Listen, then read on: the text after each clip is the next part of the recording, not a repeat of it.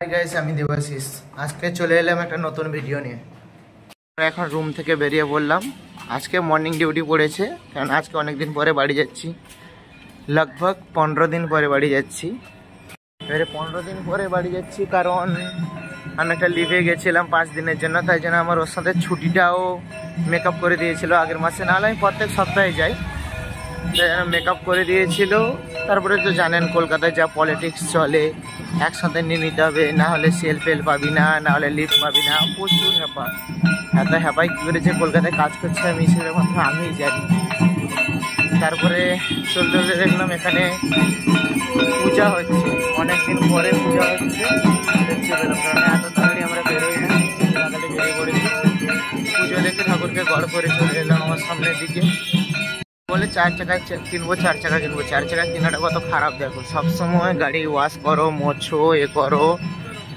ওর থেকে 2 হুইলার কিনে নাও, 5 মিনিটে মুছে নাও, তারপরে বেরিয়ে পড়ো। 4 চাকা কিনলে তোমাকে আধ ঘন্টা তোমাকে মুছতেই হবে। আজকে একটা ফাঁকা গলি থেকে যাচ্ছি, কেননা প্রত্যেক দিন সামনে থেকে যাই মেন রোড থেকে। আর আমি তো ভয়েস ক্যান্সেলেশন মাইক ইউজ করি না, হেডফোনেই বলি। তো প্রচুর আওয়াজ কাটে। এখন সাইড থেকে একটা গাড়িও আসছে, তার যা আওয়াজ দিচ্ছে, টাটার গাড়ি আওয়াজ কম, তবুও যা আওয়াজ দিচ্ছে কি বলবো। তাই জন্য ভাবলাম একটু শান্তশিষ্ট জায়গা থেকে আসি, সেখানটাও শান্তি পাওয়া যাবে না। অটো টোটো সব কিছু ভর্তি। আমাদের কলকাতাটা পুরো বাংলাদেশের মতন হয়ে যাচ্ছে বর্গে বর। আমাদের দিদি নাম দিয়েছে বাংলার, হয়ে যাচ্ছে বাংলাদেশ। পশ্চিমবাংলা আর কত নিচে নামবে ভগবান জানে। যাই হোক, পশ্চিমবাংলার বাসিন্দা তো আমি, বলাটা ঠিক না। কত সাইলেন্ট এলাকা দেখুন, কারোর কোনো আওয়াজ নেই, নিস্তব্ধ, পাখির ডাক শোনা যাচ্ছে। বললাম না, কলকাতায় কিছু কিছু জায়গা আছে মানে শান্তিনিকেতনকেও হার মানিয়ে দেয়। এটা আছে পুলিশ হাসপাতাল, পশ্চিমবঙ্গ সরকার থেকে।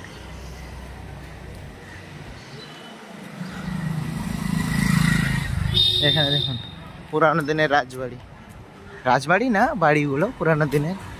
কলকাতা যত পুরানো দিনের জিনিস তো আছেই আছে। আমি দেখাচ্ছি কলকাতা পুলিশ হসপিটালের নামটা একবার।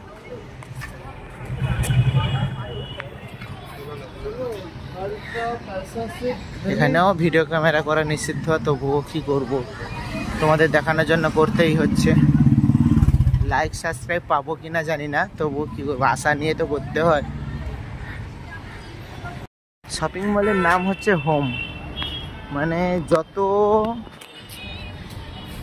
ঘরের জিনিসপত্র আছে এই শপিং মলে পেয়ে যাবে। যত ঘরের জিনিসপত্র আছে, খাট, গদি, আলমিরা, দেখাই তো যাচ্ছে। এখান থেকে ব্যানারও টাঙানো আছে। A to Z, AC fridge থেকে শুরু করে A to Z পেয়ে যাবে, ঘরের যত আসবাবপত্র জিনিস। এবার আমরা মেন রোডে উঠবো, বাট মেন রোড থেকে যাব না, কারণ এত গাড়ি ঘোড়ার মাঝখানে যেয়ে কোনো লাভ নেই। সাইডের রোড থেকেই যেতে হবে।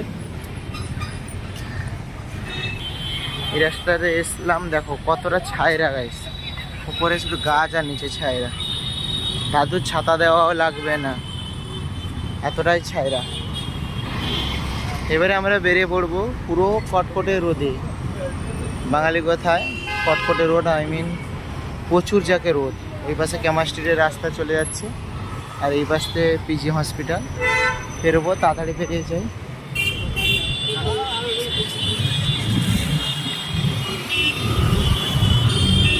তাড়াহুড়ো এমন জিনিস।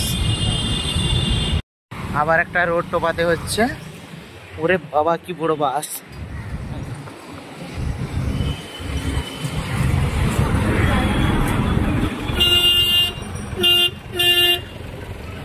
জেক ব্ল্যাক ক্যাফে, সকালে ও লাইট জ্বলে। ভিতরে আবার গলি গলি থেকে চলে যাব সামনের দিকে। মানে সামনের দিকে যেতেই হবে, আসলে যাব না, যেতেই হবে। এটা প্রত্যেক দিনের রাস্তা, কবে এদিক থেকে কবে ওদিক থেকে যাই। গলিতে একটু ভিড় থাকে, কেননা মেট্রোর গলি, এটা 2nd নম্বর প্ল্যাটফর্ম এখানে আছে না, মেট্রোর গেট। এখানে পুলিশের কাছে একটা লোক কি করছে, লাইন দিয়ে দাঁড়িয়ে আছে কেন?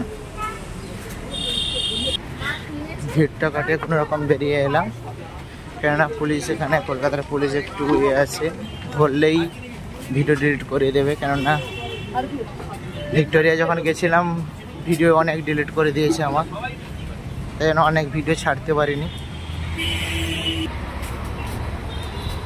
কলকাতায় সবচেয়ে সস্তা হচ্ছে স্ট্রিট ফুড, আর টেস্টও আছে।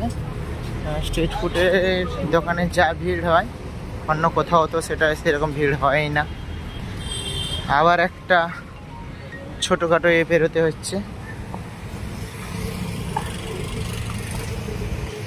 হ্যাঁ, কলকাতায় 90% বাঙালি নেই আশা করি। 60% বাঙালি থাকলে 30% মারোয়াড়ি আছে, 30% বিহারি আছে, আর 10% মারোয়াড়ি আছে। সো আছে বিহারি এদিক ওদিকই দেখতে পাবে।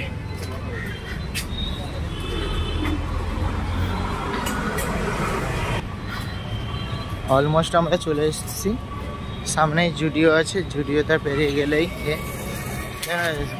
বিল্ডিংগুলো কত বড় বড়, মানে সাইডে তাকিয়ে এখানে পেটা বড়টা হয়। বিল্ডিংগুলো এখানে এত বড় বড়, উপর দিকে তাকিয়ে থাকতে হয়। গ্রামে যেটা নেই, তাই জন্য গ্রামের পরিবেশ অনেক ঠান্ডা, আর শহরের পরিবেশ এত গরম, মানে রোদে তো বেরোনোই যায় না। তবু আজকে সকাল 9টা থেকে 10টা বলে আরামসে বেরোনো যাচ্ছে। জুডিওর কাছে চলে এসেছি, জুডিওতে ভিড় দেখে। জুডিওতে এই একটা ভালো জিনিস করে দিয়েছে, বসার জায়গাটা করে দিয়েছে কাফেলস। এখনো জুডিও খোলে।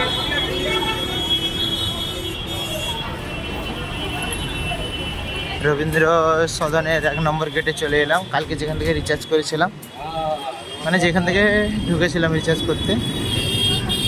এবারে এখন জাম দেখুন, এই গলিটা পেরোবো কি করে? গলিটা পেরোতে তো অবস্থা খারাপ, এত জাম। কলকাতা গলিতেই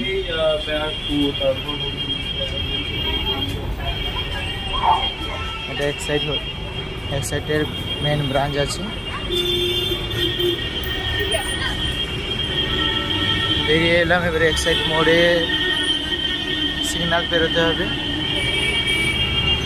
কলকাতায় কত সুন্দর ইঞ্জিনিয়ার আছে যারা এই কেবলগুলো ঠিক করে। কলকাতার ইঞ্জিন ভালো ইঞ্জিনিয়ার বলে সবাই।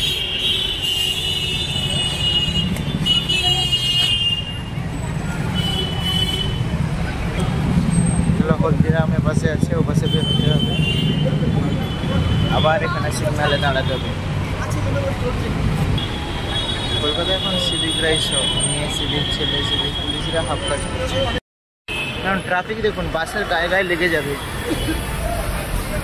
হলদিরাম থেকে সাইডে চলে যাচ্ছি, কারণ আমাদের হোটেলে মোটামুটি ঢুকে যাচ্ছি। এবারে হোটেলে কিছু ভিডিও নেক্সট পার্টে ছাড়বো, কেননা একটা পার্টে লং ভিডিওতে এত কিছু ছাড়াটা সম্ভব নয়। আবার গলি থেকে চলে আসলাম, নেক্সট ভিডিও পরের পার্টে।